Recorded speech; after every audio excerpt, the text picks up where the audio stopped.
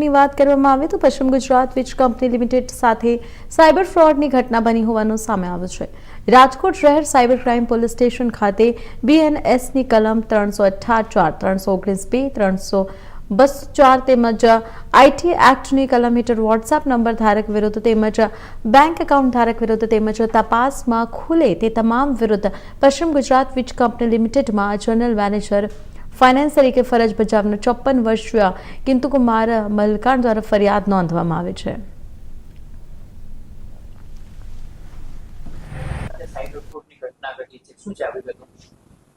ગઈકાલે પીજીવીસીએલના general manager finance તરીકે નોકરી કરતા કિંતુકુમાર શશિકાંતભાઈ મલકાણ સાથે એક સાયબર ફ્રોડનો બનાવ બનેલો હતો। બનાવની હકીકત એવી હતી કે જે જનરલ મેનેજર ફાઇનાન્સ કિંતુકુમાર મલકાણ છે એમને ગઈકાલે બપોરે એમના પીજીવીસીએલના એમડી સાહેબ કેતન જોશી સાહેબના પ્રોફાઇલ પિક્ચર રાખેલો અને એમના નામ લખેલું એક વોટ્સઅપ નંબરથી મેસેજ આવેલો કે હલો મલકાણ, હું મીટિંગમાં છું અને તાત્કાલિક મને આ અકાઉન્ટ નંબર ઉપર પીજીવીસીએલના ખાતામાંથી 45 લાખ રૂપિયા જેવાનું પેમેન્ટ કરી નાખો। તો એમને કેતન જોશી સાહેબના જેન્યુઇન નંબર માનીને એમનો જેન્યુઇન મેસેજ માનીને બેંક ખાતામાંથી પીજીવીસીએલના બેંક ખાતામાંથી જે બેંક અકાઉન્ટની ડિટેલ પ્રોવાઈડ કરવામાં આવેલ હતી એ ખાતામાં 45 લાખ રૂપિયાનું ટ્રાન્ઝેક્શન કરી નાખ્યું। આ ટ્રાન્ઝેક્શન થયા પછી 30 લાખ રૂપિયાનો ટ્રાન્ઝેક્શન કરવા માટે ફરીથી મેસેજ આવેલો।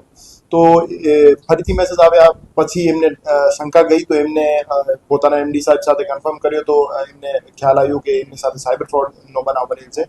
તો એના પછી એમને રાજકોટ શહેર સાયબર ક્રાઇમ પોલીસ સ્ટેશનનો સંપર્ક કર્યો અને જે એમની પાસે વિગતો હતી બેંક એકાઉન્ટ નંબર અને વોટ્સએપ નંબર એના આધારે જે બેંક એકાઉન્ટ ધારક અને વોટ્સએપ મોબાઈલ નંબર ધારક વિરુદ્ધ એક ગુનો દાખલ કરવામાં આવે છે અને એ ગુનાની તપાસ હાલ cyber crime police station Rajkot શહેરમાં ચાલી રહી છે।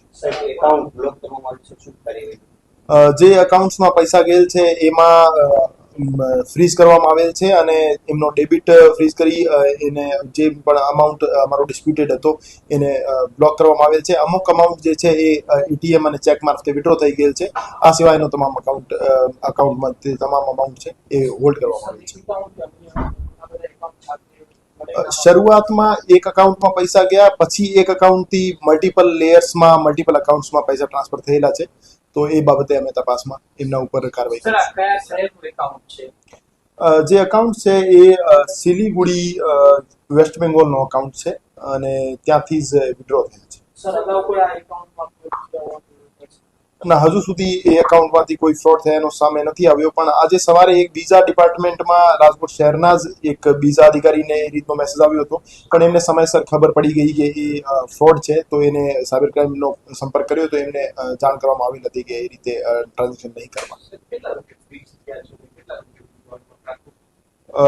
હજુ સુધી અમારી પાસે જે પ્રાથમિક વિગતો અવેલેબલ છે એમાં 45 લાખ પૈકી 33 લાખ જેવી રકમ હોલ્ડ થયેલી છે અને 2.5 લાખ જેવી અમે ચોક્કસ કહી શકીએ કે આ વિડ્રો થઈ ગયેલી છે। બાકી તપાસ દરમિયાન સામે આવશે।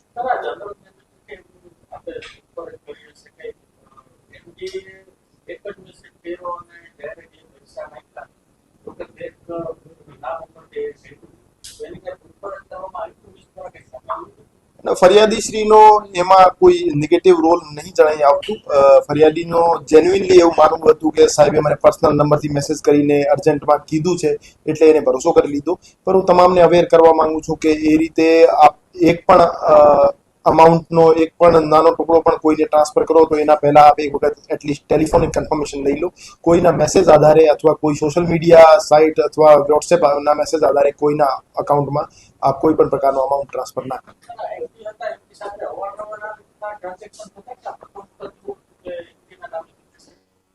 ના, એવું પ્રથમ વખત હતું કે એમડી સાહેબના નામથી મેસેજ આવ્યું હતું, નવા નંબરથી મેસેજ આવ્યું હતું તો એમને ટ્રાન્સફર કર્યું। બાકી જનરલ મેનેજર ફાઇનાન્સ હોવાના કારણે એમડી સાહેબ સાથે આ રીતની એમની ચર્ચા થતી હતી, પણ એમના રેગ્યુલર નંબર સાથે થતી હતી।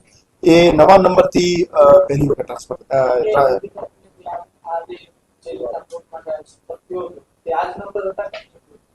ના, બીજા નંબરથી આ ચર્ચા થઈ હતી।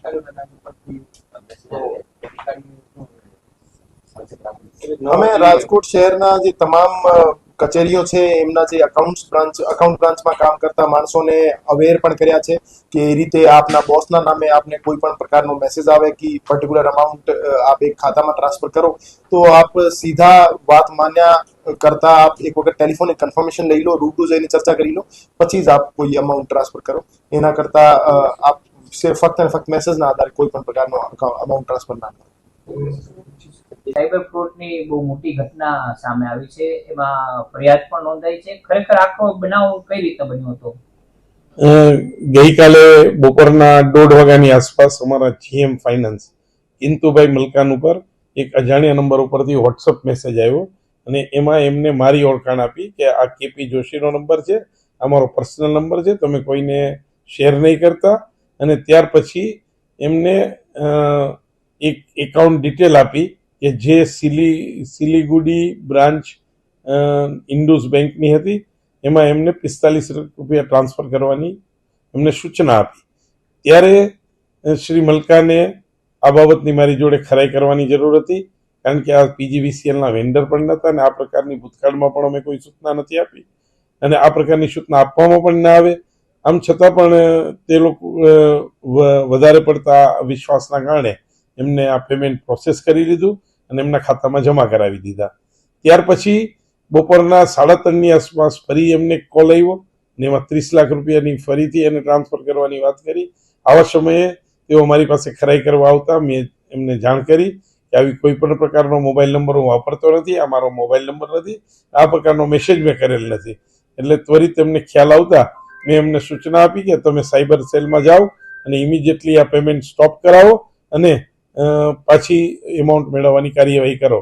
આ અનુસંધાને કિંતુભાઈ મલકાને સાયબર સેલમાં એની એફઆઈઆર દાખલ કરી છે અને પોલીસ વિભાગ દ્વારા આની વિશેષ તપાસ હાથ ધરવામાં આવી છે. સર, આ પૈસા કોના હતા અને કઈ રીતે ટ્રાન્સફર થયા? પૈસા પીજીવીસીએલના એકાઉન્ટમાંથી ટ્રાન્સફર થયા છે અને શેના હતા એ બાબતની કોઈ પણ જાણકારી ન તો વોટ્સઅપ મેસેજ વાળાએ આપી છે કે ન તો એકાઉન્ટને જાણવાની પણ કોશિશ કરી છે. આવા પૈસા જે રીતના ગયા છે એટલે બીજા કોઈ કર્મચારી ન છેતરાય એ માટે આપે કઈ પગલાં લીધા છે? આ અંગે ગઈકાલે જ વોટ્સઅપ મેસેજ અને એક ઓફિસ નોટ ફેરવવામાં આવી છે.